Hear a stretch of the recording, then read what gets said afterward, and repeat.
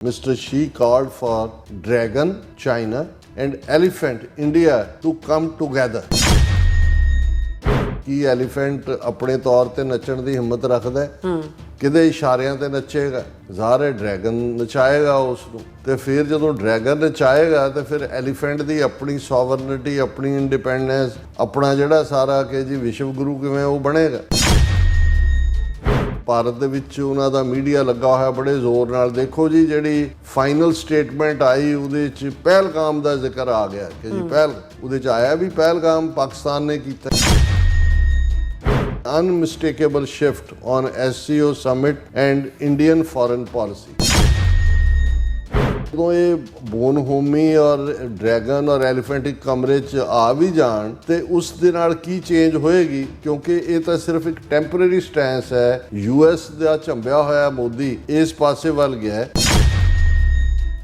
ਅਜੇ ਤਾਂ 2 ਮਹੀਨੇ ਪਹਿਲਾਂ ਤੱਕ ਇੰਡੀਆ ਇਹ ਕਹਿੰਦਾ ਰਿਹਾ ਕਿ ਆਪਰੇਸ਼ਨ ਸੰਦੂਰ ਦੇ ਵਿੱਚ ਭਾਰਤੀ ਫੌਜ ਜਿਹੜੀ ਹੈ ਇਕੱਲੀ ਪਾਕਿਸਤਾਨ ਨਾਲ ਨਹੀਂ ਲੜੀ, ਚਾਈਨਾ ਔਰ ਟਰਕੀ ਵੀ ਸੀ। ਤੇ ਕੀ ਹੁਣ ਆਪਰੇਸ਼ਨ ਸੰਦੂਰ 'ਚ ਚਾਈਨਾ ਦਾ ਰੋਲ ਖਤਮ ਹੋ ਗਿਆ?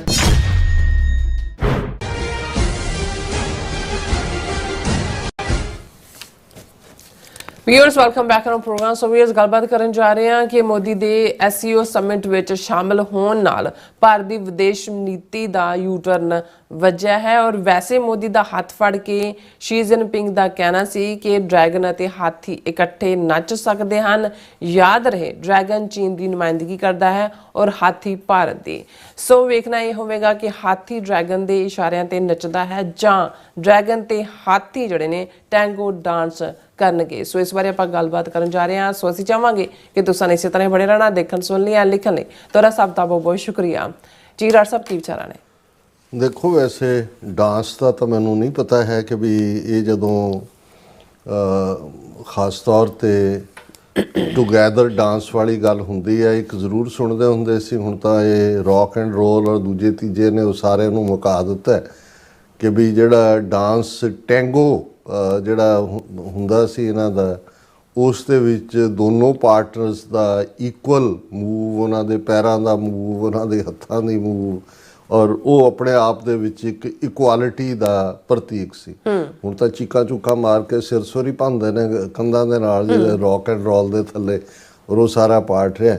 ਹੁਣ ਇਹ ਲਫ਼ਜ਼ ਮੈਂ ਨਹੀਂ ਇਸਤੇਮਾਲ ਕੀਤੇ। ਇਹ ਇਨਫੈਕਟ ਜਦੋਂ ਪ੍ਰਾਈਮ ਮਿਨਿਸਟਰ ਮੋਦੀ ਆਲਮੋਸਟ 7 ਸਾਲ ਬਾਅਦ ਚੀਨ ਪਹੁੰਚੇ, ਕਿਉਂਕਿ ਇਸ ਗੱਲ ਦਾ ਧਿਆਨ ਰਹੇ ਕਿ ਵੀ ਜਦੋਂ ਅਮਰੀਕਾ ਦੇ, ਹੁਣ ਗੱਲ ਤਾਂ ਇਹ ਹੈ ਕਿ ਵੀ ਨਾਚ ਜਾਂ ਡਾਂਸ ਸਰਕਸ ਦੇ ਨਾਲ ਅਸੀਂ ਦੇਖਦੇ ਰਹੇ ਵੀ ਲੋਕ ਬਾਂਦਰ ਦਾ ਨਾਚ ਵੀ ਦੇਖਦੇ ਸੀ। ਔਰ ਵੈਸੇ ਤਾਂ ਜਦੋਂ ਮਦਾਰੀ ਆਮ ਜਿਹੜੇ ਵਿਚਾਰੇ ਗਲੀਆਂ ਦੇ ਵਿੱਚ ਜਾਂ ਛੋਟੇ ਸ਼ਹਿਰਾਂ ਕਸਬਿਆਂ 'ਚ ਘੁੰਮਣ ਵਾਲੇ ਸੀ, ਉਹ ਡੁਗਡੁਗੀ ਵਜਾਉਂਦੇ ਨੇ ਤੇ ਉਹਨਾਂ ਦੇ ਉੱਤੇ ਜਿਹੜਾ ਉਹ ਬਾਂਦਰ ਵੀ ਨਾਚ ਕਰਦਾ ਹੈ। ਵੱਡੀਆਂ ਸਰਕਸਾਂ ਦੇ ਵਿੱਚ ਰਿਛ ਦਾ ਡਾਂਸ ਵੀ ਹੁੰਦਾ ਹੈ, ਕਿਤੇ ਨਾ ਕਿਤੇ ਘੋੜਿਆਂ ਨੂੰ ਵੀ ਨੱਚਣਾ ਸਿਖਾਇਆ ਹੁੰਦਾ। ਔਰ ਜਿਹੜਾ ਪਾਰਟ ਲੈ ਦੇ ਕੇ ਇਹੀ ਹੁੰਦਾ। ਹੁਣ ਜੇ ਨਾਚ ਦੇ ਦੁਆਲੇ ਹੀ ਹੋਏ ਤਾਂ ਜਿੰਨੇ ਫਰੇਜ਼ ਪੰਜਾਬੀ ਜਾਂ ਅੰਗਰੇਜ਼ੀ ਜ਼ਬਾਨ 'ਚ ਨੇ ਕਿ ਭਾਈ ਕੌਣ ਕਿਹਦੇ ਇਸ਼ਾਰਿਆਂ ਤੇ ਨੱਚ ਰਿਹਾ। ਹੁਣ ਸਰਕਸ ਦੇ ਵਿੱਚ ਸ਼ੇਰ ਵੀ ਨੱਚਦਾ ਬਿਲਕੁਲ, ਪਰ ਉਹ ਕਿਹਦੇ ਇਸ਼ਾਰਿਆਂ ਤੇ ਆ, ਉਹਦੇ 'ਚ ਕੋਈ ਸ਼ੇਰ ਵਾਲਾ ਪਾਰਟ ਤਾਂ ਨਹੀਂ ਹੁੰਦਾ। ਮਦਾਰੀ ਦੀ ਡੁਗਡੁਗੀ ਤੇ ਬਾਂਦਰ ਔਰ ਰਿਚ ਤੇ ਦੂਜੇ ਵੀ ਨੱਚਦੇ ਨੇ। ਹੁਣ ਗੱਲ ਜਦੋਂ ਅਸੀਂ ਟੈਂਗੋ ਦੀ ਕਰਦੇ ਹਾਂ ਜਾਂ ਦੂਜੇ ਦੀ, ਇੱਕ ਹੈ ਜਿੱਥੇ ਬਰਾਬਰੀ ਦੇ ਉੱਤੇ ਖਲੋ ਕੇ ਤੁਸੀਂ ਕਿਸੇ ਸਿਚੁਏਸ਼ਨ ਨੂੰ ਰੀਜੋਇਸ ਕਰ ਰਹੇ ਹੋ ਜਾਂ ਉਸ ਦਾ ਆਨੰਦ ਮਾਣ ਰਹੇ ਹੋ। ਹੁਣ ਇੱਕ ਇਸ ਗੱਲ ਦਾ ਧਿਆਨ ਰਹੇ ਕਿ ਵੀ ਜਿਹੜੇ ਸਮਝੌਤੇ ਵੀ ਹੁੰਦੇ ਨੇ ਉਹ ਹਮੇਸ਼ਾ ਫਰੋਮ ਸਟਰੈਂਥ ਹੁੰਦੇ ਨੇ। ਕਮਜ਼ੋਰੀ ਦੇ ਨਾਲ ਸਰੈਂਡਰ ਹੁੰਦਾ। ਜਦੋਂ ਦੋਵੇਂ ਧਿਰਾਂ ਇੱਕ ਦੂਸਰੇ ਦਾ ਨੁਕਸਾਨ ਕਰਨ ਦੀ ਸਮਰੱਥਾ ਰੱਖਦੀਆਂ ਨੇ ਤੇ ਫਿਰ ਉਹ ਧਿਰਾਂ ਆਪਸ 'ਚ ਕਹਿੰਦੀਆਂ ਨੇ ਕਿ ਆਓ ਜੀ ਹੁਣ ਸਮਝੌਤਾ ਕਰ ਲਈ। ਔਰ ਇਸ ਗੱਲ ਨੂੰ ਸਾਡੇ ਪੇਂਡੂ ਸਮਾਜ ਵਾਲੇ ਬਹੁਤ ਚੰਗੀ ਤਰ੍ਹਾਂ ਸਮਝਦੇ ਨੇ ਕਿ ਵੀ ਜੇ ਕਿਤੇ ਲੜਾਈ ਹੋ ਗਈ, ਕਿਸੇ ਦੇ ਹਥਿਆਰ ਵੱਜ ਗਿਆ ਤੇ ਉਹਨੂੰ ਪਤਾ ਵੀ 26 ਬਣ ਗਏ, ਉਹਨੇ ਜਾ ਕੇ ਦੂਜੇ ਨੂੰ ਕਹਿਣਾ ਮਾਰ ਮੇਰੇ ਦਾਤ ਇੱਥੇ ਥੋੜਾ ਜਿਹਾ, ਉਹਨੇ ਵੀ 26 ਬਣਾ ਕੇ ਜਾ ਕੇ ਰਿਪੋਰਟ ਕਰ ਦੇਣੀ। ਇੱਕ ਭਾਵੇਂ ਪਹਿਲਾਂ ਗਿਆ, ਦੂਜਾ ਉਹ ਫਿਰ ਇਹਦੇ 'ਚ ਕਰਦੇ ਕਰਦੇ ਜਦੋਂ ਦੋਨਾਂ ਦੇ ਉੱਤੇ ਕੇਸ ਪੈ ਗਿਆ ਫਿਰ ਉਹਦੇ 'ਚੋਂ ਹੀ ਸਮਝੌਤੇ ਦਾ ਰਾਹ ਨਿਕਲਦਾ। ਸੋ ਮਤਲਬ ਇਹ ਹੈ ਵੀ ਜੇ ਇੱਕ ਵਿਕਟਮ ਹੈ ਤੇ ਇੱਕ ਅਗਰੈਸਰ ਹੈ ਤਾਂ ਉਹਨੂੰ ਕਹੋ ਜੀ ਸਮਝੌਤਾ, ਉਹ ਸਮਝੌਤਾ ਨਹੀਂ ਹੁੰਦਾ, ਉਹ ਸਰੈਂਡਰ ਹੁੰਦਾ। ਉਹ ਕਿਸੇ ਦੀਆਂ ਸ਼ਰਤਾਂ ਤੇ ਗੱਲ ਮੰਨਣ ਵਾਲੀ ਹੁੰਦੀ ਹੈ। ਹੁਣ ਜਦੋਂ ਮੋਦੀ ਸ਼ੰਘਾਈ ਕੋਆਪਰੇਸ਼ਨ ਆਰਗੇਨਾਈਜੇਸ਼ਨ ਦੀ ਮੀਟ ਲਈ 7 ਸਾਲ ਬਾਅਦ, ਉਹ ਸਾਰਾ ਅਜੇ 2 ਮਹੀਨੇ ਪਹਿਲਾਂ ਹੀ ਇਹ ਮੋਦੀ ਜਿਹੜਾ ਹੈ ਇਹ ਇੱਕ ਪਬਲਿਕ ਜਲਸੇ 'ਚ ਕਹਿ ਰਿਹਾ ਸੀ ਕਿ ਦੇਖੋ कैसा वक्त आ गया है कि हुण तो हमारे भगवान भी विदेश से आ रहे हैं, वो छोटी छोटी आंखों वाले गणेश जी, छोटी छोटी आंखों वाले। और हुण ज़ाहिर है भी किनू रिडिक्यूल कर रहे सी। चीन दियां ऐपां दे उत्ते पाबंदी, टिकटॉक दे उत्ते पाबंदी और बाईकॉट दा सद्दा और स्वदेशी दी लाइन और वीज़े कैंसल एक दूजे दे, मानसरोवर दी यात्रा कैंसल और किस लैवल की 70-80 हज़ार फौज इन्हां दी उन्हां दी अपने फौजी वो चाढ़े हुए ने पहाड़ियां ते टल्ली वाले बूट पवा के अद्धे जिहड़े ने गैंगरीन का शिकार हो रहे हैं। उस सारे तो बाद ऑल ऑफ ए सडन हुण इस दा क्रेडिट तां प्रेजिडेंट ट्रंप नूं ही देना बनदा है कि भी जे मोदी जाके इस वेले SCO दे विच जिहड़ा वो फोटो ऑप्टिक्स कर रहा है, ये हर एक नूं पता है कि भी डांस दा मास्टर कौन है, कंट्रोल किहदे कोल है और कौन किहनूं नचा रहा। और इहदे च कोई शक नहीं है कि भी बेशक मोदी ने पुतिन दे नाल 1 घंटा वो अड्ड उहदे उस लिमो दे विच बैठ गया, की गुफ्तगू हुई की नहीं, उन्होंने भी बड़ा सस्पेंस बनाया है।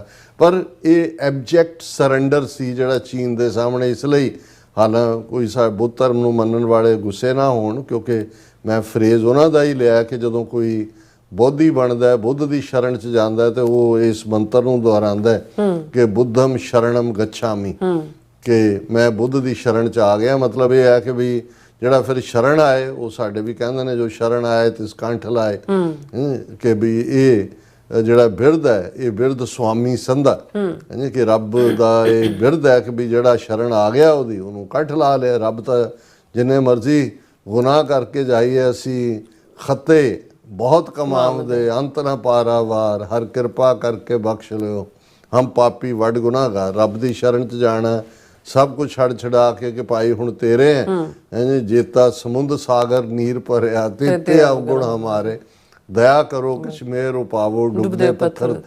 ये रूहानीयत की दुनिया है जिथे तुसी रब की शरण च जाते हो। और ज़ाहिर है कि बुद्ध के फॉलोअर बुद्ध की शरण च, पर जदों असी सियासी शरण की गल करते हैं, इसका मतलब यह होंदा है कि भाई इधरों उधरों जिहड़ा वो जुत्तियां खा के जदों कोई होर राह नहीं लभा, उसे नूं ही जिस नूं तुसी निंददे सी उस दी जाके तुसी पैरां दे विच डिगे। ये जलालत भी हुंदी है, ये बेगैरती भी शो करदा है। पर उन्होंने जे तुसी एज ए विक्टरी शो करो, जिहड़ा उत्थे दा गोदी मीडिया इस SCO मीट नूं लैके कर रहा कि देखो जी मोदी जी का क्या शानदार स्वागत हुआ, मोदी जी इधर मोदी जी उधर, ये सारे नूं जिहड़ा वो उत्थे उन्हां बेवकूफ 1 बिलियन 400 मिलियन लोकां नूं ये सारा कुछ दस रहे हैं।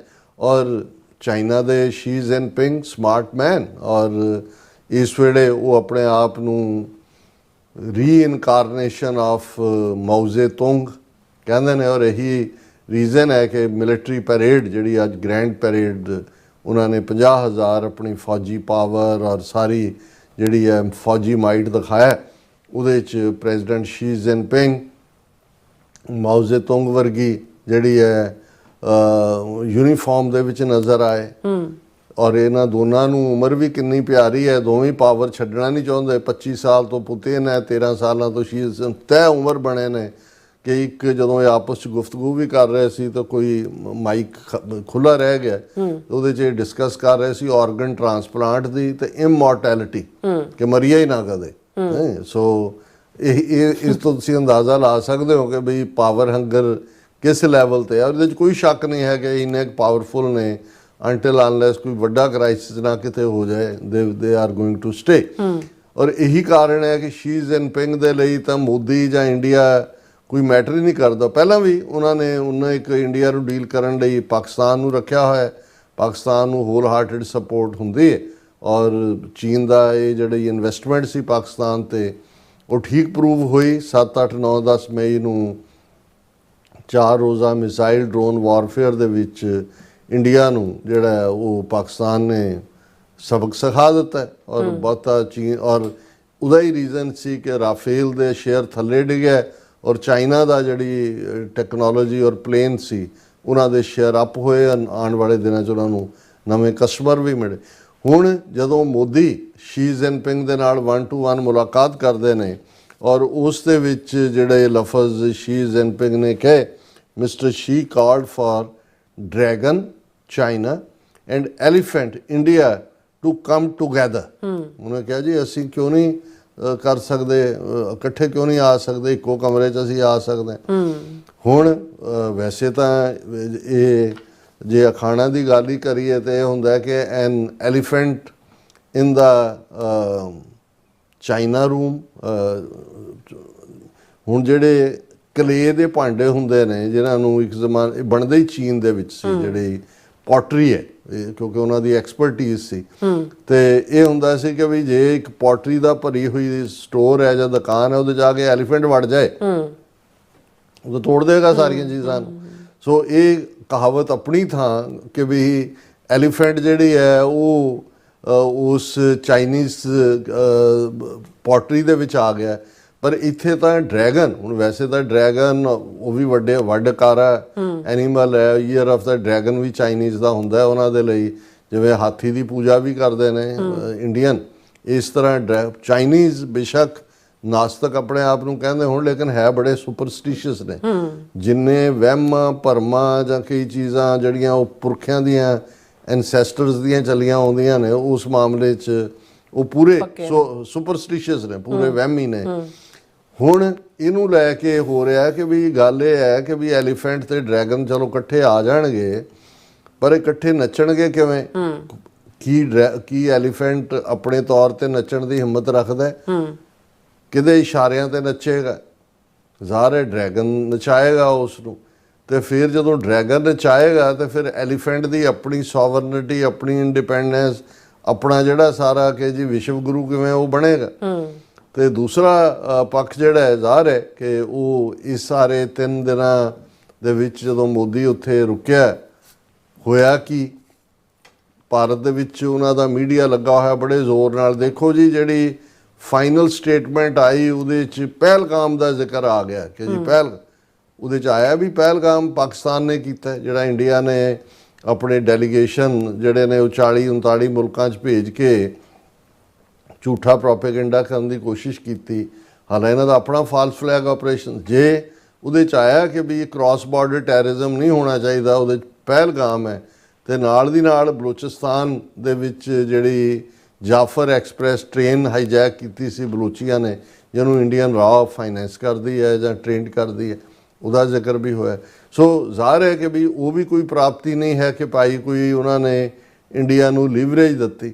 ਹੁਣ ਇਸ ਦੇ ਉਲਟ ਸ਼ਹਬਾਜ਼ ਸ਼ਰੀਫ ਆਪਣੇ ਪ੍ਰੈਜ਼ੀਡੈਂਟ, ਔਰ ਸਾਡਾ ਉਹ ਸੈਗਮੈਂਟ ਕਾਫੀ ਪਪੂਲਰ ਗਿਆ ਪਰ ਬਹੁਤ ਸਾਰਿਆਂ ਨੇ ਇਹ ਕਿਹਾ ਜੀ ਕਿ ਤੁਸੀਂ ਅਕਰਮ ਮੁਨੀਰ ਬਣਾ ਦਿੱਤਾ ਫੌਜੀ ਮੁਖੀ ਫੀਲਡ ਮਾਰਸ਼ਲ ਨੂੰ, ਉਹ ਤਾਂ ਆਸਮ ਮੁਨੀਰ ਨੇ। ਮੈਂ ਕਿਹਾ ਹੁਣ ਮੈਨੂੰ ਚੰਗੀ ਤਰ੍ਹਾਂ ਯਾਦ ਹੋ ਗਿਆ। ਮੈਂ ਕਿਹਾ ਸਾਡੇ ਇੱਕ ਮਿੱਤਰ ਨੇ ਲਾਹੌਰ ਤੋਂ ਜਿਹੜਾ ਅਕਰਮ ਕਾਲੋਂ, ਉਹ ਇੰਨੇ ਕੁ ਲਿਖਤਾਂ ਲਿਖਦੇ ਨੇ ਸਾਨੂੰ ਕਿ ਮੈਂ ਕਿਹਾ ਵੀ ਉਹ ਅਕਰਮ ਹੀ ਜਿਹੜੇ ਨੇ ਉਹ ਮੇਰੇ ਮਨ ਤੇ ਉੱਤੇ ਜਿਹੜਾ ਆਸਮ ਦੀ ਥਾਂ ਹੋ ਹੀ ਰਿਹਾ। ਲੇਕਿਨ ਇਹਦੇ 'ਚ ਕੋਈ ਸ਼ੱਕ ਨਹੀਂ ਹੈ ਵੀ ਮੋਦੀ ਦੇ ਜਾਂਦਿਆਂ ਹੀ ਜਿਹੜੇ ਨੇ ਉਹ ਆਸਮ ਮੁਨੀਰ ਦੇ ਨਾਲ ਵੀ 1-to-1 ਸ਼ੀ ਜਿਨਪਿੰਗ ਦੀ ਮੁਲਾਕਾਤ ਹੁੰਦੀ ਔਰ ਉਹ ਪੈਰੇਡ ਦਾ ਹਿੱਸਾ ਸੀ। ਜਿਹੜੀ ਅੱਜ ਪੈਰੇਡ ਹੋਈ ਉਹਨੂੰ ਦੇਖਣ ਵਾਲੇ ਸੀ।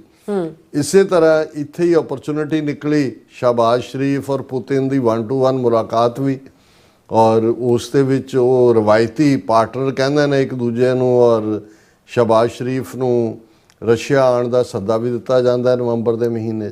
ਸੋ ਇਸ ਸਾਰੇ ਦੇ ਚਲਦੇ ਆ ਜਿਹੜੀ ਭਾਰਤ ਦੀ ਪ੍ਰਾਪਤੀ ਕੀ ਹੈ ਕੀ, ਔਰ ਇਸ ਦੇ ਉੱਤੇ ਈਵਨ ਦਾ ਹਿੰਦੂ ਦਾ ਪੂਰਾ ਐਡੀਟੋਰੀਅਲ, ਔਰ ਉਹਨਾਂ ਨੇ ਕਿਹਾ ਕਿ unmistakable shift on SCO summit and Indian foreign policy, ਕਿ ਵੀ ਇਹ ਇੰਡੀਅਨ ਫੋਰਨ ਪਾਲਿਸੀ ਨੇ ਪੂਰਾ ਯੂ ਟਰਨ ਮਾਰਿਆ। ਉਹਨਾਂ ਨੇ ਕਿਹਾ ਕਿ ਵੀ 7 ਸਾਲ 'ਚ ਕੀ ਬਦਲਿਆ? ਜਦੋਂ ਮੋਦੀ ਨਹੀਂ ਗਿਆ ਉੱਥੇ, ਨਾ ਤਾਂ ਕੋਈ ਬਾਰਡਰ ਡਿਸਪਿਊਟ ਰਿਜ਼ੋਲਵ ਹੋਇਆ, ਨਾ ਹੀ ਕੋਈ ਅਦਰ ਦੈਨ ਕਿ ਜੀ ਡਾਇਰੈਕਟ ਫਲਾਈਟ ਸ਼ੁਰੂ ਹੋ ਗਈਆਂ ਵੀਜ਼ਾ ਫੈਸਿਲਿਟੇਸ਼ਨ ਹੈ ਔਰ ਇਹ ਜਿਹੜੀਆਂ ਨੇ ਬਾਕੀ ਜਿਹੜੀਆਂ ਪੈਂਡਿੰਗ ਟਾਈਜ਼ ਨੇ ਸਟੈਬਿਲਾਈਜ਼ ਵਰਲਡ ਟ੍ਰੇਡ ਮੋਦੀ ਨੇ ਜਿਹੜੇ ਲਫ਼ਜ਼ ਕਹੇ ਕਿ ਜੀ ਅਸੀਂ ਜਿਹੜਾ ਇਹਨਾਂ ਟਾਈਜ਼ ਨੂੰ ਮਿਊਚੁਅਲ ਟਰਸਟ ਰਿਸਪੈਕਟ ਸੈਂਸਿਟੀਵਿਟੀ 'ਚ ਲਾਏ, ਇਹ ਬੜੇ ਜਿਹੜੇ ਫਲਾਵਰੀ ਲਫ਼ਜ਼ ਇਸਤੇਮਾਲ ਹੁੰਦੇ ਨੇ ਪਰ on the ground diplomacy the language ਉਹਨੂੰ ਫਲਾਵਰੀ ਵਰਡਸ ਹੀ ਕਹਿੰਦੇ ਨੇ, ਦੇ ਮੀਨ ਨਥਿੰਗ, ਉਹਦਾ ਕੋਈ ਕੰਟੈਂਟ ਨਹੀਂ ਹੁੰਦਾ। ਪਰ ਉਹਨੇ ਕਿਹਾ ਵੀ ਜਦੋਂ ਇਹ ਬੋਨਹੋਮੀ ਔਰ ਡਰੈਗਨ ਔਰ ਐਲੀਫੈਂਟ ਇੱਕ ਕਮਰੇ 'ਚ ਆ ਵੀ ਜਾਣ ਤੇ ਉਸ ਦੇ ਨਾਲ ਕੀ ਚੇਂਜ ਹੋਏਗੀ, ਕਿਉਂਕਿ ਇਹ ਤਾਂ ਸਿਰਫ ਇੱਕ ਟੈਂਪਰੇਰੀ ਸਟੈਂਸ ਹੈ। US ਦਾ ਝੰਬਿਆ ਹੋਇਆ ਮੋਦੀ ਇਸ ਪਾਸੇ ਵੱਲ ਗਿਆ, ਪਰ ਇਨ ਦਾ ਐਂਡ ਆਫ ਦਾ ਡੇ ਇਹ ਜਿਹੜੇ ਨੇ ਅਜੇ ਤਾਂ 2 ਮਹੀਨੇ ਪਹਿਲਾਂ ਤੱਕ ਇੰਡੀਆ ਇਹ ਕਹਿੰਦਾ ਰਿਹਾ ਕਿ ਆਪਰੇਸ਼ਨ ਸੰਦੂਰ ਦੇ ਵਿੱਚ ਭਾਰਤੀ ਫੌਜ ਜਿਹੜੀ ਹੈ ਇਕੱਲੀ ਪਾਕਿਸਤਾਨ ਨਾਲ ਨਹੀਂ ਲੜੀ, ਚਾਈਨਾ ਔਰ ਟਰਕੀ ਵੀ ਸੀ। ਤੇ ਕੀ ਹੁਣ ਆਪਰੇਸ਼ਨ ਸੰਦੂਰ 'ਚ ਚਾਈਨਾ ਦਾ ਰੋਲ ਖਤਮ ਹੋ ਗਿਆ, ਜਿਸ ਦੇ ਲਈ ਚਾਈਨਾ ਨੂੰ ਪਾਰਲੀਮੈਂਟ ਤੋਂ ਲੈ ਕੇ ਹਰ ਗਲੀ ਦੇ ਵਿੱਚ ਵੀ ਭੰਡਿਆ ਜਾ ਰਿਹਾ ਸੀ। ਫਿਰ ਇਸ ਦੇ ਨਾਲ ਨਾਲ ਹਮੇਸ਼ਾ ਇੰਡੀਆ ਇਲਜ਼ਾਮ ਲਾਉਂਦਾ ਰਿਹਾ ਕਿ ਇਹ ਜਿਹੜਾ ਭਾਰਤ ਦਾ ਮੂਵ ਹੁੰਦਾ ਹੈ ਯੂਨਾਈਟਿਡ ਨੇਸ਼ਨ ਸਿਕਿਉਰਿਟੀ ਕਾਉਂਸਲ ਨੂੰ ਰਿਫਾਰਮ ਕਰਨ ਦਾ, ਉਹਨੂੰ ਚਾਈਨਾ ਬਲੌਕ ਕਰ ਦਿੰਦਾ ਹੈ। ਔਰ ਨਿਊਕਲੀਅਰ ਸਪਲਾਇਰ ਗਰੁੱਪ ਦੇ ਵਿੱਚ ਵੀ ਜਿਹੜੀ ਮੈਂਬਰਸ਼ਿਪ ਹੈ ਭਾਰਤ ਨੂੰ ਚੀਨ ਨੇ ਨਹੀਂ ਲੈਣ ਦਿੱਤੀ ਅਜੇ ਤੱਕ। ਔਰ ਜਿਹੜੇ ਪਾਕਿਸਤਾਨ ਬੇਸਡ ਕੁਛ ਦਹਿਸ਼ਤਗਰਦ ਨੇ ਉਹਨਾਂ ਨੂੰ ਇੰਟਰਨੈਸ਼ਨਲ ਦਹਿਸ਼ਤਗਰਦ ਐਲਾਨਣ ਦੀ ਲਾਈਨ ਆਉਂਦੀ ਹੈ ਤੇ ਚਾਈਨਾ ਉਹਨੂੰ ਬਲੌਕ ਕਰਦਾ ਵੀ ਕੀ ਇਸ ਸਾਰੇ 'ਚ ਜਿਹੜੇ ਭਾਰਤ ਨੇ ਹੁਣ ਤੱਕ ਜਿਨ੍ਹਾਂ ਮੁੱਦਿਆਂ ਨੂੰ ਲੈ ਕੇ ਜਿਹੜਾ ਉਹ ਕੀਤਾ ਸੀ ਉਸ ਦਾ ਕੀ ਉਹਨਾਂ ਨੇ ਜਿਹੜਾ ਕੋਈ ਰਿਜ਼ੋਲਵ ਕੀਤਾ ਹੈ। ਇਸ ਦੇ ਨਾਲ ਨਾਲ cross border movement of terrorist ਦੀ ਭਾਰਤ ਗੱਲ ਕਰਦਾ ਰਿਹਾ ਪਹਿਲਗਾਮ ਅਟੈਕ ਨੂੰ ਲੈ ਕੇ, ਪਰ ਪਾਕਿਸਤਾਨ ਨੇ ਵੀ ਬਰਾਬਰ ਦਾ ਕਿਹਾ ਕਿ ਜੀ ਬਲੋਚਿਸਤਾਨ ਦੇ ਵਿੱਚ ਤੁਹਾਡੀ ਇੰਟਰਫੀਅਰੈਂਸ ਹੈ, ਉਹ ਸਟੇਟਮੈਂਟ ਦਾ ਹਿੱਸਾ ਬਣਿਆ। ਇਹਦਾ ਮਤਲਬ ਕੌਣ ਜਿੱਤਿਆ ਹਾਂਜੀ, ਇਹਦੇ 'ਚ ਤਾਂ ਕੋਈ ਨਹੀਂ ਹੈ ਵੀ ਇੰਡੀਆ ਨੂੰ ਕੋਈ ਵੀ ਗੇਨ ਹੋਇਆ। ਇਹਦੇ ਉਲਟ ਰਾਦਰ SCO ਦੀ ਇਸ ਮੀਟ ਦੇ ਵਿੱਚ ਹਿਊਮੈਨਿਟੇਰੀਅਨ ਕ੍ਰਾਈਸਿਸ ਗਾਜ਼ਾ ਨੂੰ ਲੈ ਕੇ ਇਜ਼ਰਾਈਲ ਨੂੰ ਕੰਡੈਮ ਕੀਤਾ ਗਿਆ, ਜਿਹੜਾ ਭਾਰਤ ਕੰਡੈਮ ਨਹੀਂ ਸੀ ਕਰਦਾ ਉਹ ਇਸ ਦੇ ਉੱਤੇ ਦਸਤਖਤ ਕਰਨ ਦੇ ਉੱਤੇ ਮਜਬੂਰ ਹੋਇਆ। ਇਸੇ ਤਰ੍ਹਾਂ US ਇਜ਼ਰਾਈਲੀ 에ਅਰ ਸਟ੍ਰਾਈਕ ਜਿਹੜੀ ਸੀ ਇਰਾਨ ਤੇ ਉਹਨੂੰ ਵੀ ਕੰਡੈਮ ਕੀ, ਇਹ ਵੀ ਭਾਰਤ ਦੇ ਲਈ ਜਿਹੜੀ ਹੈ ਆਪੋਜ਼ਿਟ ਪੋਜੀਸ਼ਨ ਲੈਣਾ ਸੀ। ਔਰ ਫਿਰ ਇਹ ਚਾਈਨਾ ਦੀ one belt one road initiative ਨੂੰ ਬੇਸ਼ੱਕ ਭਾਰਤ ਨੇ ਆਪਣੀ ਰਿਜ਼ਰਵੇਸ਼ਨ ਦਿੱਤੀ, ਪਰ ਜਿਸ ਖੈਮੇ ਦੇ ਵਿੱਚ ਭਾਰਤ ਜਾ ਕੇ ਖੜਾ ਹੈ 130 ਮੁਲਕ ਤਾਂ one belt one road initiative ਦਾ ਦੇ ਸਿਗਨੇਟਰੀ ਨੇ, ਡਿਵੈਲਪਮੈਂਟ ਉਹਨਾਂ ਦੇ ਹੋ ਰਹੀ ਹੈ, ਇਹ ਉਹਨੂੰ ਕਿਵੇਂ ਰੋਕਣਗੇ। ਔਰ ਇਹ ਜਿਹੜਾ ਹੁਣ ਮੋਦੀ ਕਹਿ ਰਿਹਾ ਜੀ ਸਿਵਲਾਈਜੇਸ਼ਨਲ ਡਾਇਲੌਗ ਹੋਏ, ਉਹਨਾਂ ਨੂੰ ਇਹ ਲੱਗਦਾ ਵੀ ਸਾਡੀ ਸੱਭਿਅਤਾ ਔਰ ਫਲਾਣੀ ਸੱਭਿਅਤਾ ਹੈ। ਉਹਨੇ ਕਿਹਾ ਵੀ ਇਸ ਦਾ ਕੋਈ ਵੀ ਜਿਹੜਾ ਮੈਂਸ਼ਨ ਤੱਕ ਵੀ ਨਹੀਂ ਸੀ ਕਿਸੇ ਵੀ ਸਟੇਟਮੈਂਟ 'ਚ ਐਸੀ ਉਹਦੀ ਕੋਈ ਸਿਵਲਾਈਜੇਸ਼ਨਲ ਡਾਇਲੌਗ ਹੈ। ਔਰ ਹੁਣ ਮੋਦੀ ਜਾ ਕੇ ਕਹਿ ਰਿਹਾ ਜੀ ਸਾਡੀ ਵਿਜ਼ਿਟ ਚਾਈਨਾ ਦੀ ਬੜੀ ਪ੍ਰੋਡਕਟਿਵ ਸੀ, ਲੇਕਿਨ ਉਹਨਾਂ ਨੇ ਕਿਹਾ ਕਿ ਵੀ ਉਹਨੇ ਉੱਥੋਂ ਮੋਦੀ ਨਿਕਲਿਆ ਔਰ ਗਲੋਬਲ ਸਾਊਥ ਜਾਂ SCO+ ਸਮਿਟ ਦਾ ਮੋਦੀ ਹਿੱਸਾ ਨਹੀਂ ਬਣਿਆ। ਸੋ ਕੁੱਲ ਮਿਲਾ ਕੇ ਇਹ ਕਹਿਣਾ ਹੋਏ ਕਿ ਇਸ ਨੂੰ ਤੁਸੀਂ ਇੱਕ ਉਸ ਕਿਸਮ ਦੀ ਢੋਲ ਢਮੱਕਾ ਕਹਿ ਸਕਦੇ ਹੋ ਕਿ ਜਿਹਦੇ 'ਚ ਢੋਲ ਢਮੱਕਾ ਬੜਾ ਬਚਾਇਆ ਕਿ ਜੀ ਮੋਦੀ ਗਿਆ ਔਰ ਮੋਦੀ ਇਹ, ਪਰ ਇਹਦਾ ਜੇ ਕਹੋ ਜੀ ਹੱਥ ਦੇ ਵਿੱਚ ਕੀ ਹੈ ਉਹ ਕੁਝ ਵੀ ਨਹੀਂ ਹੈ, ਖਾਲੀ ਹੱਥੀ ਮੁੜਿਆ। ਲੇਕਿਨ ਇਹ ਹੈ ਕਿ ਮੋਦੀ ਜੀ ਬੜੀ ਸ਼ਾਨ ਸੇ ਗਏ ਔਰ ਬੇਸ਼ਾਨ ਸੇ ਵਾਪਸ ਆਏ। ਜੀ ਡਾਕਟਰ ਸਾਹਿਬ ਤੁਹਾਡਾ ਬਹੁਤ ਬਹੁਤ ਸ਼ੁਕਰੀਆ। ਸੋ ਤਲੇ ਨੇ ਬ੍ਰੇਕ ਵਿਊਅਰਸ ਤੁਸੀਂ ਸੰਸਦ ਨੇ ਬੜੇ ਰਹਿਣਾ, ਮਿਲਦੇ ਹਾਂ ਛੋਟੇ ਜਿਹੇ ਬ੍ਰੇਕ ਤੋਂ ਬਾਅਦ।